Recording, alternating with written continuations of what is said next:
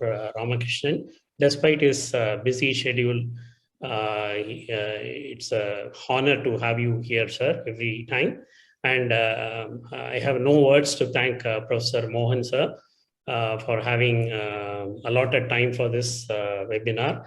And for all the other dignitaries, I thank.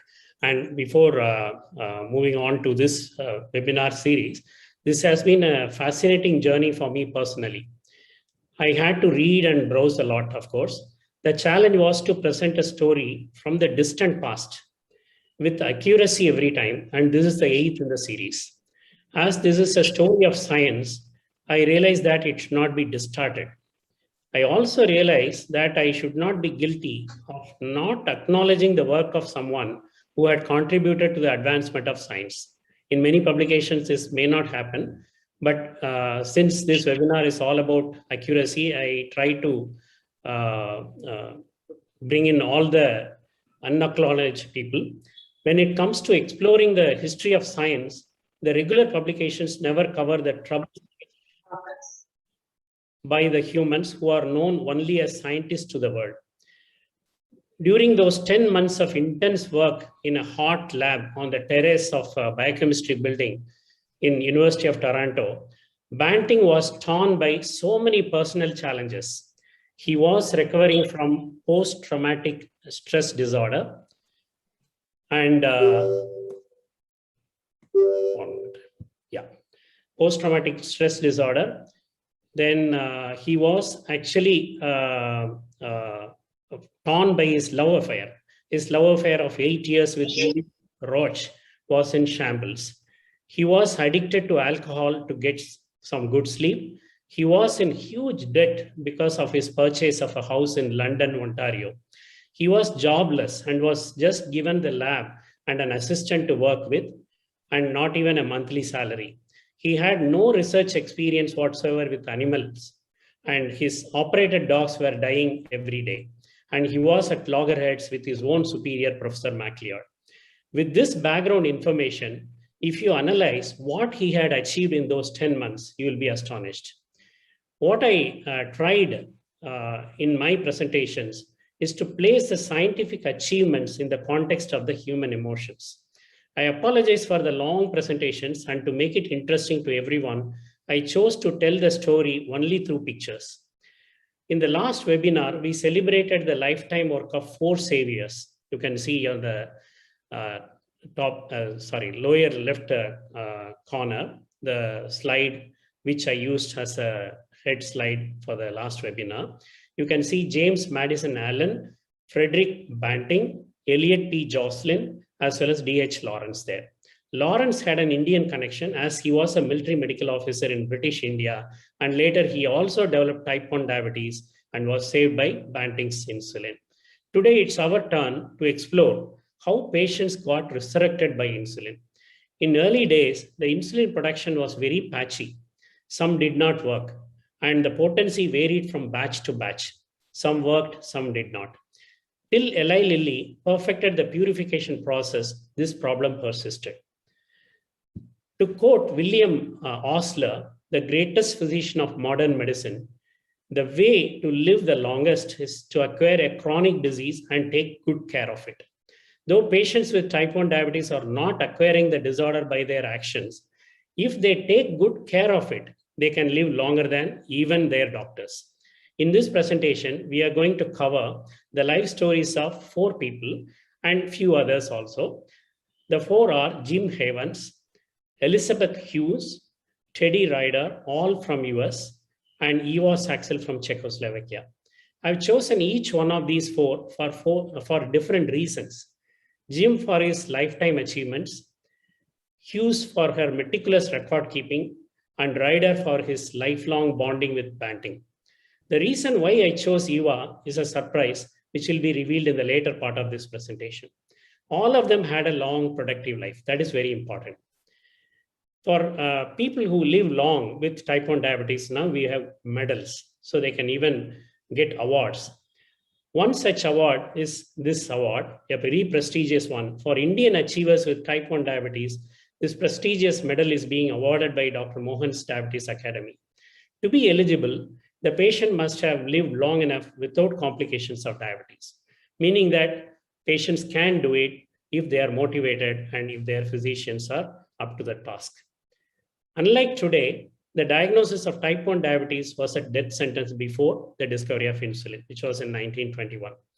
So the lifespan after diagnosis of type 1 diabetes was only 6 to 8 months. The only viable treatment available around that time was the starvation diet devised by Frederick Madison Allen of Rockefeller Institute. He recommended a very low carb diet, which he called as an Eskimo diet. Usually Eskimos, they don't have any access to carbohydrates. Naturally, they generally live on proteins. So he helped to extend the lives of many patients, and some of them were lucky in that insulin was discovered just in time to resurrect them. This is a 1,180-page book that detailed the science behind the Allen's diet and was the only hope for the long survival. On the left, you can see the various diets recommended over 3 centuries, starting from Thomas Willis, John Rollo, Apollinaire, and ending with Frederick M. Allen and George Graham. So on the right is a starvation diet of Allen's. You can see what diet it is. Apart from tea or coffee, all 3 times, the child with diabetes can eat asparagus, cabbage, onions, celery, and spinach. These are the only things which are allowed. You can imagine the plight of a child eating this diet. They developed an intense disliking towards the diet and also for the strict doctor in Allen, because Allen was running an institute, psychiatric institute, and he admitted patients. It was like a prison cell, because if they open the door, the children will run out and eat whatever they want. So he just kept them inside like a strict warden and kept them alive. But Adam had the respect of his peers. They knew Allen's diet was the only means to sustain life. Jocelyn recommended Allen's diet to his own patients. This is the notes written by Dr. Banting. He writes, "This girl weighed only 46 pounds. She had been under the care of Dr. Frederick M. Allen, one of the few men that could have kept her alive. Such was the authority of Dr. Allen in his. And this is a person with the diabetes, an adult, and this was the reality of treatment of diabetes before insulin. All people got emaciated and died." And this is Mrs. Doyle, was treated in Toronto. She weighed only 36 kilograms. She is a tall adult female. Just remember, almost 5.5 to 6 footer, weighing only 36 kilograms. So only the weight of her bones. Dr. Joseph Gilchrist was the classmate of Dr. Banting when he was doing graduation. Dr. Joseph Gilchrist later developed type 1 diabetes, and he was the first recipient of the extract on 20th December 1921. This was exactly 22 days before the first injection for Leonard Thompson given by Banting and Best. So Joseph Gilchrist received the extract in the oral form, and it did not work. But then Gilchrist continued to work with Banting in the diabetes department. He treated many patients, and he became a willing trial participant for every batch of insulin, because I told you that each batch, the potency varied. So first test dose will be given on Gilchrist to measure the sugars, and then they administered it to the other patients. So he was the first trial participant for insulin therapy. And Leonard Thompson, we all know that he was the first patient to receive insulin in Toronto on January 11th. Then a colip purified extract was given on January 23rd. But unfortunately, we don't have a Thompson picture before the start of insulin. We have only the picture of healthy Leonard Thompson. Look at this child, only 2 months separate the before and after pictures. And Jocelyn wrote, "It still remains a wonder that this limpid liquid injected under the skin twice a day can metamorphose a frail baby, child, or adult to their nearly normal counterparts." So you can see the visible difference insulin made to this child. But unfortunately, Leonard Thompson, we do not have such a photograph of frail looking Leonard Thompson. What most of the internet sites did was they used another child and substituted this child as Leonard Thompson. So this is from a website, juvenile diabetes website, where it says 14-year-old Leonard Thompson was dying of diabetes on January 11th. He was the first person to be injected with insulin that would save their life.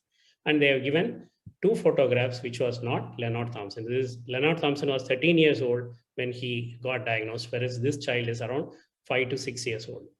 So again, even a reputed site like Diabetes UK, they also host this wrong photograph as Leonard Thompson. This is a admission record of Leonard Thompson. He got admitted in December 2nd, 2021, and then got discharged in May 15th. He was there in the hospital for about 6 months. On the right, you can see the first day when he received the purified extract, January 23rd, his stripped weight was 64 pounds. So Leonard Thompson, before administration of insulin, was weighing 64 pounds. Whereas in this photograph, you can see this child weighed only 15 pounds in December 15th, 1922. And then later, after getting insulin, the child became chubby and reached 29 pounds. Whereas Leonard Thompson was 13 years old and he weighed 64 pounds on 23rd Jan. So entirely different people. And we start with our first patient. Jim Havens is a photograph taken of Jim Havens in 1921. He was born in 1900. He developed diabetes in 1915 at the age of 15. And he was on less than 500 calories per day of Allen's starvation diet. At 22 years, he weighed only 33 kilograms. Just imagine a 22-year-old young adult weighing 33 kilograms. In comparison, Leonard at 13 years weighed 29 kilograms, that is 64 pounds. So Jim Havens' condition was worse than even Leonard Thompson. It is mentioned that Jim Havens could not even move his fingers. And this is his father. James Smith Havens was the vice president of Eastman Kodak Company, the famous photographic film company. And this company, Kodak Company, had the first distinction of sharing the profits with the top management. So all the top management, they shared the profits of this huge company, and they're all very rich people. So James Smith Havens, the father of Jim Havens, was a very rich man. And he desperately employed Dr. John Williams, who was a leading physician in Rochester, the same city of Jim Havens in New York. So John Williams treated Jim Havens for many years, 5 to 6 years. And of course, he was using Allen's starvation diet, but slowly Jim Havens was going down. And then one day, the father, Senior Havens, asked Williams whether there is any advancement in the treatment of diabetes. He used to ask this question to anyone who visited his office. And casually, one day he asked Williams also. Then Williams said, for the past few months, some experiment is going on in the University of Toronto, and they are saying that it's working in animals. The extract is working in animals. Then the Senior Havens became very annoyed with Dr. Williams, because he was desperate to get anything under the sun to get his son all right. But this physician did not tell him that there was an experiment going on. So then he immediately called the Kodak store manager in Toronto. His name was George Snowball. He just called Snowball to come to Rochester immediately. The same day, Snowball reached the office of Senior Havens. And Senior Havens instructed him to go to University of Toronto, check with the people there to find out whether there is any viable treatment is there. And George Snowball casually remarked to Senior Havens that I play golf with one of the doctors in the University of Toronto. Tomorrow morning, he will be coming for the golf club. I will check with him. So Snowball's golf playmate was none other than Professor MacLeod. So next day morning, Snowball inquired with MacLeod, and MacLeod very cautiously said, some experiment is we are doing, and we are not yet sure whether it will work in humans. But then the Havens family wrote to Banting and Best, and then to MacLeod, and requested John Williams to write to them also. Then finally, they received the extract from Toronto for Jim Havens on 17th May 1922. Williams injected the extract into Jim Havens, but it produced no effect. There was no change in the urine sugar. So they were disappointed. But then Havens Sr. thought maybe Banting should come to Rochester directly to treat his son. So he instructed Snowball again to go to Banting's laboratory, request him to come to Rochester immediately. Snowball begged Banting to go to Rochester. At first, Banting refused because he had a lot of work, purification work going on. And Snowball said, they tried your extract and it didn't work. He played on Banting's ego. He said, the Havens physician thinks it's just another failure. Banting rose to the challenge. He had a lot of ego and he said, all right, I'll go, but you will have to lend me the fare. Every cent I have is tied up to this project. He didn't even have the money to travel to Rochester, which is very close to Canada.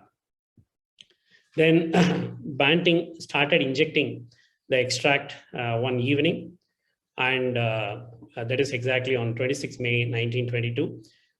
Williams was there along with him watching. Every hour, Banting kept on giving small doses of the extract. By midnight, Williams got felt sleepy, and then he wanted to go to his home. So he went away. Banting throughout the night injected the extract. And when Williams came to Havens' house the next day morning, he was just seeing Banting holding a test tube, the urine test tube of Jim Havens with blue color. So that means the urine was free of sugar for the first time in 8 years. So the test returned blue color in 8 years, first time. So Williams was astonished. Then Jim Havens got treated regularly.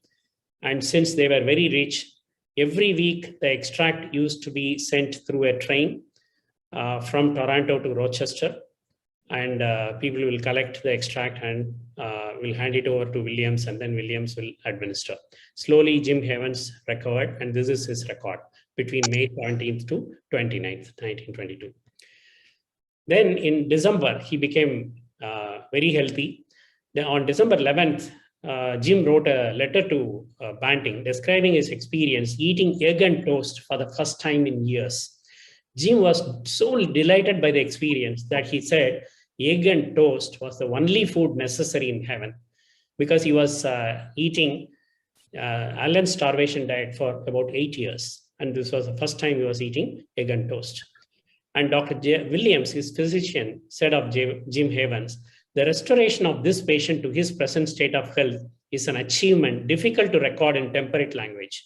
Certainly few recoveries from impending death more dramatic than this have ever been witnessed by a physician.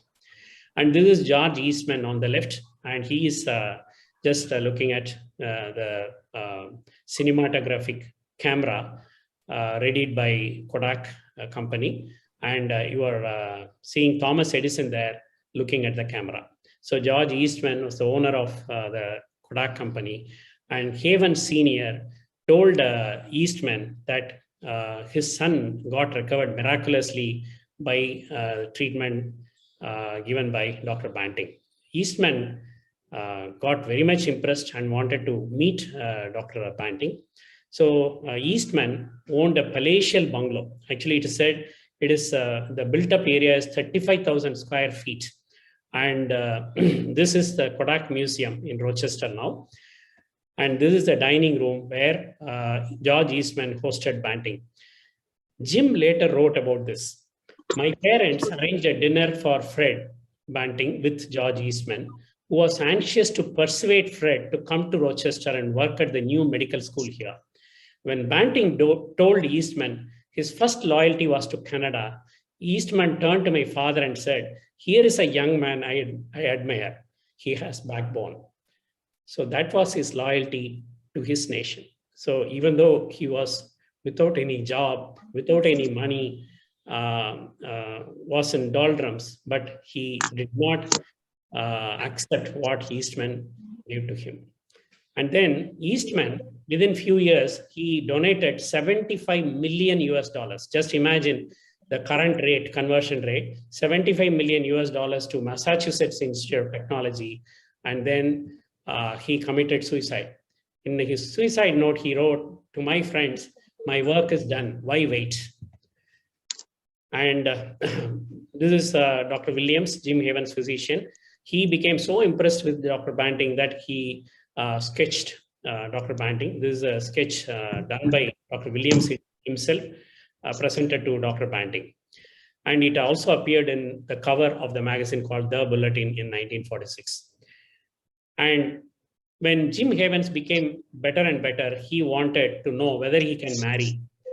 And Williams wrote to Banting that Jim Havens wants to marry. I'm really surprised, and I don't know what to advise, because in those times it was unheard of. People with type 1 diabetes getting better and getting married. So finally Jim Havens married, and this is his first child. And then he went on to become a great artist. His artwork, which includes oil painting, watercolors, and woodcuts, are there in New York museums, various museums, even today. He won many awards. And these are his wonderful drawings, woodcuts. And this is Reader's Digest story, 1962. It was a story as if it was told by the father of Jim Havens, the senior Havens. So very interesting Reader's Digest story. It's available in the net. And Jim Havens lived for another 38 years without any complications due to diabetes. Unfortunately, he died due to cancer. Eliot P. Jocelyn was one of his admirers, because he admired Jim Havens because of his achievements. Despite diabetes, he was doing so good. When Jim died, Jocelyn wrote to his wife, "What a wonderful life your husband lived. How much his example has contributed to the welfare of thousands of diabetics." And then we move to the second patient. Second patient is the daughter of Charles E. Hughes. He was a Secretary of State, something equivalent to Home Minister in our country, Secretary of USA between 1921 to 25, and he was the Chief Justice of USA between 1930 to 41. This is his family, 3 daughters. You can see the son-in-law, and the small kid sitting on the lap of Charles Hughes is Elizabeth Hughes. So the youngest daughter, Elizabeth Hughes, you can see how chubby she is. This is 1915-16 family photographs. And this is again around the same time. And this is, again, she has become more chubby in 1918. She's with her mother, Antoinette, and father, Charles Hughes, before she was diagnosed with diabetes in 1919. And this is another photograph. Elizabeth Hughes developed diabetes in 1919 when she was 11 years old. Dr. Allen treated her at the Psychiatric Institute in Morristown, New Jersey. In 1922, she was sent to Bermuda with Blanche Burgess, a private nurse, thinking that warmer climate might do her good. But then Burgess wrote to Allen about her intestinal upsets, which were occurring frequently in Bermuda. Then Allen became alarmed because this is a daughter of the Chief Justice of US. So he wrote back saying that, "I do not like the way Elizabeth continued to have intestinal upsets. So you have to come here immediately." Elizabeth returned to Washington in June 1922 in a very weakened state. And then they heard about the Toronto experiment. So they chose to send her to Toronto to take Banting's insulin. So since this is a famous family, naturally the newspapers all over the US covered her travel to Toronto. So a lot of newspaper cuttings there. And this article says, "A daughter of US Secretary of State tries new Toronto discovery." And this is medical chart of Elizabeth Hughes. So she's known for her meticulous record keeping. This was written in her own hands. Every month she had such a record. from, you can see, 1922 August it started. And during the first injection, she was weighing only 45 pounds. And she picked up 54 to her weight increased to 54 pounds within 2 weeks' time. And she kept on writing her progress to her mother or father. And this is a cover where Mrs. Charles Evan Hughes, care of State Department, Washington. And these are some of the excerpts from her letter. She says, the best part of my diet is that I'm eating absolutely anything, including candy. Now, don't be shocked by that statement, for it is only on reactions when I have that privilege. She's talking about hypoglycemia. So whenever she developed hypoglycemia, she is having candy and she loved it. She was happy eating all she could, and she was proud of her weight gain also. She says it was fairy tale. I know you will hardly know me as your weak, thin daughter, for I look entirely different, everybody says, and I can even see for myself. And she says, I told you I was going to try and be Dr. Banting's record case. And he says, I certainly am so far, for none of his other patients have gained so much pounds in such a short time. I can express my gratitude for the chance I'm having in being up here to take advantage of this wonderful discovery, for it is truly miraculous. And she says, Banting brings all these eminent doctors in from all over the world who come to Toronto to see for themselves the workings of this wonderful discovery. So what Banting did was, whenever some top person visited University of Toronto inquiring about insulin, he used to take them to see two of his private patients. One is Elizabeth Hughes, the other one was Teddy Ryder. So both of them were the exhibits for them to see for themselves. And this letter was written on 28 November 1922. She says that for 4 or 5 people today visited, that included Dr. Jocelyn and Alan. So no wonder everybody, she says, Jocelyn was simply adorable. No wonder everybody is crazy over him. Of course, these two were ushered in first, and Dr. Alan said with his mouth wide open, oh, and that's all he did. Because he couldn't believe his eyes that Elizabeth could have gained so much of weight. And Jocelyn is the sweetest man. All he could do was to look over at me and smile and say that he never saw anybody with diabetes look so well. When Dr. Banting came in for a few minutes last evening to give us 100 cc of this wonderful extract, he said that they had the honor of hearing Dr. Jocelyn say that I was the most wonderful case of diabetes he had ever seen treated. Now think of that coming from a man like that, and think of Dr. Allen probably sitting there and hearing him say it. So she's just poking fun over Allen also. And of course, when she returned back, treatment of Miss Hughes focuses the attention of America on Toronto experiments. Actually, she became a poster girl. So the newspapers kept on covering her recovery. And she sent this photograph to Fred Banting, signed, gratefully yours, Elizabeth Hughes, 1923.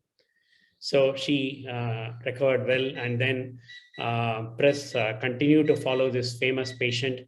So many experts are convinced that her case accelerated the penetration of insulin by almost 10 years, saving many, many lives. Because of Elizabeth Hughes' diabetes coverage by press, a lot of people came to know about insulin, and then insulin became very popular.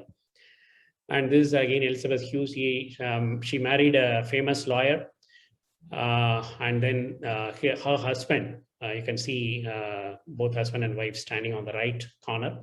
So along with the President of United States of America. So you can see that she is hale and healthy, and her husband was the senior lawyer who was heading the American Bar Association around that time. And this is again on the left, you can see Elizabeth. And a lot of books were written about her journey, because a very memorable experience for anyone. And it is estimated that she received 42,000 insulin shots over 58 years before she died at the age of 74. And then in Scotland, 50-year-old Welsh insulin medal was instituted in 1995. They depicted Elizabeth Hughes on this medal because she was of a Welsh descent. And we'll move on to the next patient, Teddy Ryder. Teddy Ryder was born on 14th September 1916, about 5 years before the discovery of insulin in New Jersey. At the age of 4, he developed diabetes. He was weighing only 11.8 kilogram on the day he arrived in Toronto to receive the first dose of insulin. Actually, he couldn't walk, so he was in a wheelchair around that time. And he received his first insulin on July 10th, 1922, just before Elizabeth Hughes. And his uncle was a doctor, Dr. Martin Ryder. So he wrote letters to Banting requesting him to treat Ryder because insulin was in short supply. They couldn't take too many patients. Since Martin Ryder wrote to him saying that he is just sinking, Banting considered his case. And Banting said, I won't accept fees because in Ryder's letter, he wrote that they can't afford much. Then again, he writes, Martin Ryder writes, it's very unfair of you to deny your fees. Whatever that is due, they will pay. That is the character of Banting. And this is Teddy Ryder before and after insulin. You can see the transformation there. And this is few days after getting insulin. He's just becoming better and better and better. Now you can see how chubby he has become. And he wrote a nice letter. Dear Dr. Banting, I wish you could come to see me. I am a fat boy now and feel fine. Ryder, this was a first letter to Banting. Then Ryder stayed in contact with Banting for decades through letters until Banting's death in 1941.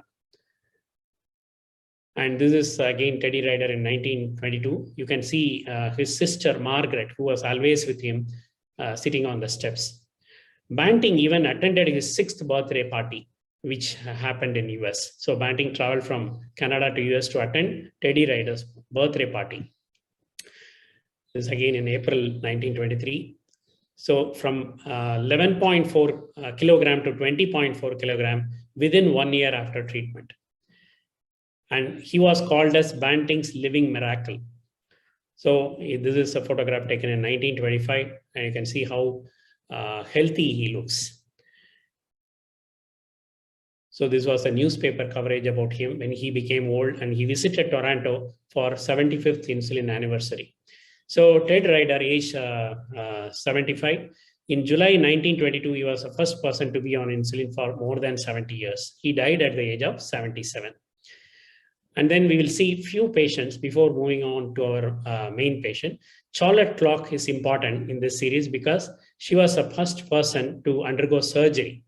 So she received insulin for surgery on the same day as Teddy Ryder. She had gangrene of the lower limb. So she was very sick. She was in diabetic ketoacidosis, and she had severe gangrene of the lower limb. So they had to do a above knee amputation. And this is a note written by Banting. I received a telephone call from an old friend, Captain Palmer. Captain Palmer was a surgeon who admitted this lady, Charlotte Clock. We had been fellow officers in the 13th Field Ambulance in World War II. He wanted me to see a severe diabetic who had a very extensive infective gangrene of the leg. The only thing that would save her life was an amputation. Yet the best surgeons in the city would not risk the operation. Would I see the case with him tomorrow? So Banting was requested to come and see the patient, and Banting advised amputation, above knee amputation, and he writes, 5 patients were taken off insulin in the ward, and their doses were given to this new one. So that means insulin was in short supply, and they were just taking 5 patients out of insulin therapy just to save this patient. And he writes, I tested her every few hours and gave insulin when and in quantities indicated to control both acetone and sugar. The hours and then the days passed. So you were sitting with a lady for a few days in the hospital ward, checking her sugars, giving extract, insulin, and saving her. And then when they get her discharged, her own doctor, the surgeon, Palmer, writes, she looked 40 years younger. And the next resurrection happened for this young lady, Elsie Needham. She was the first one who recovered from deep diabetic coma. The first reported literal resurrection of a diabetic after administering insulin was Elsie Needham. See, she developed diabetes at the age of 11 in April 1922. In a fit of diabetic hunger, she gorged herself on grapes and olives. Her parents admitted her in the hospital for sick children, Toronto, in early October. She was in a deep coma. And the unit chief was Dr. Gladys Boyd, the physician in charge at the sick children's. She consulted Dr. Banting. And Dr. Banting went there. Dr. Banting stayed with Elsie around the clock to closely monitor her symptoms as the coma persisted. As Banting later wrote, I lived at the hospital day and night for 3 days and there every few hours for a week.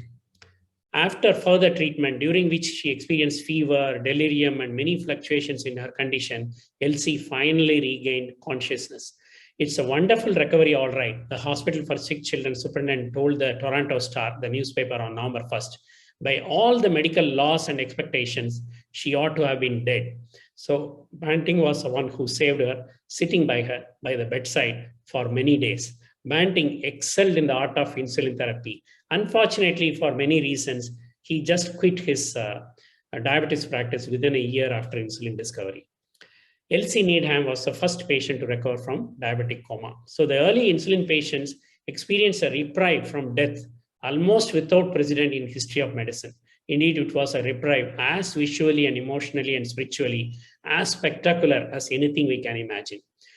And the next patient is Janet Turnbull. I am just showing this for a different reason. She again writes letter to Banting, and then this is Janet Turnbull, healthy, riding a donkey in December 1923. The reason I included her here was every time when Banting treated a patient, when the patient had to return to their own country, say US or other countries, he wrote detailed letter to Eli Lilly and Company. That is Klaus, the Lilly research president. So he wrote a letter to him mentioning about all these patients, the details, and that he has to supply insulin to their physicians. I'm just reading one of this. We are also returning Janet Turnbull to Dr. Litchi, 4634 Fifth Avenue, Pittsburgh. She is a more severe case and required about 70 cc of the extract per week. Will you kindly put Dr. Litchi on your mailing list?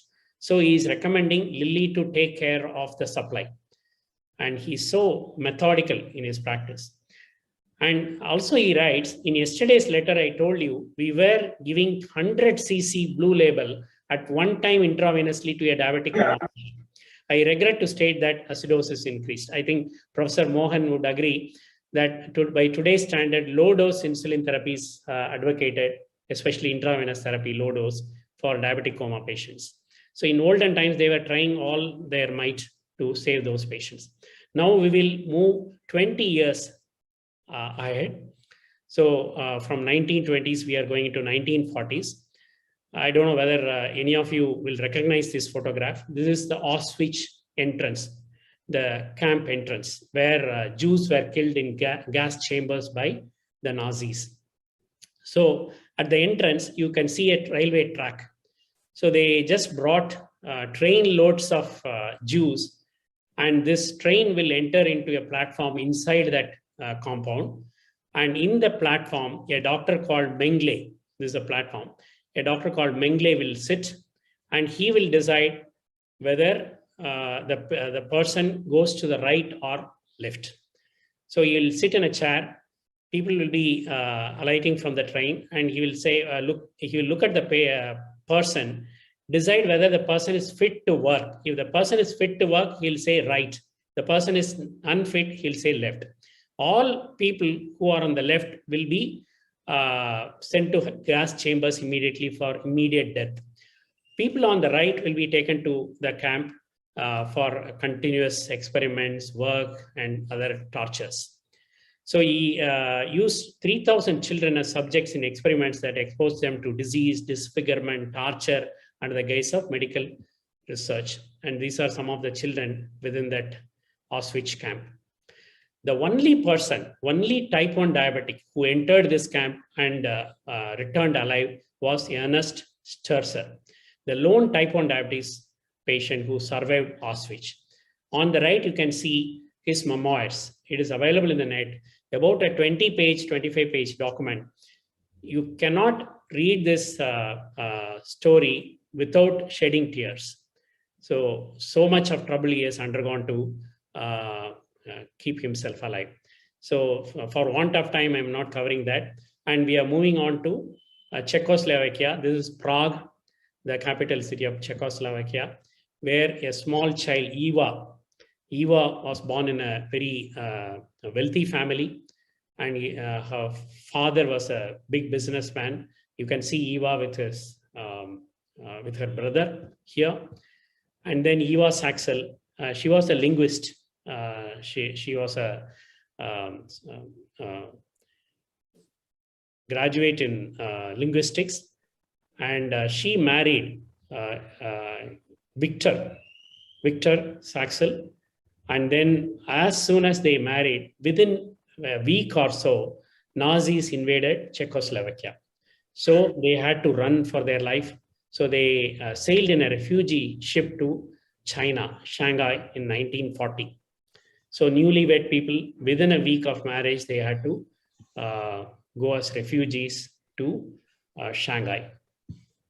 And this is an Austrian photograph where Austrian refugees are arriving in Shanghai.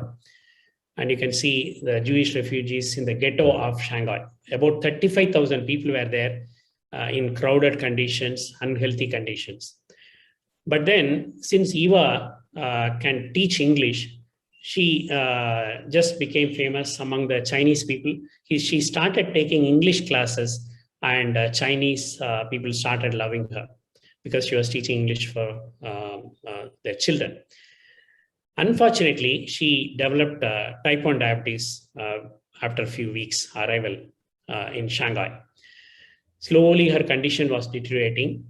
Then Victor, her husband, was desperate to get insulin as Shanghai was cut off because Japan invaded China after the Pearl Harbor incident. So Shanghai was completely cut off. Insulin supplies were not there. So initially she was getting insulin from Japan, which was cut off. Now they have to do something. Victor, what he did, he approached few physicians and checked with them. One of the physicians gave him this book, a book about diabetes, where the author described very clearly about Banting's experiment in Toronto, how he used dog pancreas to produce insulin. The methodology was explained. Then Victor went to the shops, a market, and bought Buffalo Pancreas, a lot of Buffalo Pancreas, and started experimenting with Buffalo Pancreas. Both Eva and Victor, they had no money because they had to have a lab. So one of the chemists, known chemist, food chemist, he was known to her because she was the teacher, English teacher for their son. So they rented that lab to Eva and Victor. And Eva and Victor tried a lot of experiments with the Buffalo Pancreas. And Eva sold socks. She hand-woven socks throughout this period because she was so ill, she couldn't take classes, and they sustained on that income. And then finally, Victor could get that insulin from the Buffalo Pancreas. Victor produced homemade insulin. Eva took the first dose and it worked. The sugars came down. And what Victor did, he ran to the nearby hospital where he knew 2 comatose patients were there. So he just gave the remaining sample to them to save them. So he did not save it for his wife for the next day. And he saved those 2 comatose patients. And then they started producing insulin in a big way in their lab and saved over 400 people. Some accounts say it is 460 people. So throughout that area, like Jewish refugees, around 400 or 460 people with type 1 diabetes were kept alive by Eva and Victor's insulin, homemade insulin. So Eva emigrated to US after the end of World War II. Jocelyn recognized her talent. Jocelyn came to know of this and recognized her talent. Eva was invited to give lectures and she became a spokesperson for juvenile diabetes throughout America. Then what Eva did, Eva moved to Chile, a very poor country. Once her husband died, she moved to Chile to serve the country, serve the poor people. She writes in this article, Dr. Jocelyn encouraged me and I attended classes at the clinic. He gave me publications and his books. Since her husband's death, she has pioneered as a volunteer diabetes educator in the developing country of Chile, where she has been living for the past 16 years. Through visits to the Jocelyn Diabetes Center, conferences, reading, and association with many diabetes organizations, Ms. Saxel is able to carry valuable up-to-date information back to this country where diabetes education is a rarity. Here you can see Eva Saxel with a lot of patients in Chile. This is Eva Saxel. And the discovery of insulin, Elliot P. Jocelyn writes, the discovery of insulin signals the end of an era of diabetes, but unfortunately not the end of diabetes. So they have to manage their diabetes. Now, children, even though they get admitted with diabetic ketoacidosis, especially type 1 children, you can see the small kid there, and she has become chubbier after discharge, and she is hale and healthy. So they can lead a normal life. It is possible. And this is one such patient whom I saw, Master A, concealed the identity, 30th August 2021. He came, he was only 13 years. You can see the age there, 13 years of age, just like our first patient of the day. His HbA1c was 18.4%, and ketones was 3+, and glucose random was around 514. So this patient was started on basal bolus regimen with the latest insulin. He is on fast-acting insulin aspart, 5 and 1 dose of degludec. So he is on 3 times 5 and 1 time degludec bedtime. And within few days after diagnosis, they bought a real-time monitoring device from Abbott Libre Pro. This is 6th or 7th week reading. Initially, he had fluctuations, of course. So you can see the glucose levels keeping within the shaded area. This is as late as Friday, 24th September and 25th September. And again, 2 other days, you can see some hypos also. So this is a record. Say the average glucose in these time, say 28 days, you can see 4th September to 1st October, in those 28 days, 4 weeks, his average glucose was 139, and there were about 12 low glucose events. So we need to, of course, reduce below time below target. So which was, for this boy, it was around 19%. We need to reduce that further, but he is doing well. So in olden times, when old insulins were available, none of the mothers slept well in the night because nocturnal hypoglycemia was very common. You can see here, I went to bed at 10 p.m. and slept all night without waking, said no diabetes mom ever. That was the old story. Now modern insulin analogs have addressed 2 vexing issues: the high risk for hypoglycemia, as well as the threat of future complications in type 1 diabetes. So we have come a long way. And of course, even today, after the diagnosis, a day in the diabetic is very hectic. They have to follow a lot of rules. They are juggling a lot of balls. But then life with diabetes is not an easy feat, but with motivation and education, they are doing it. Thank you for your patient listening.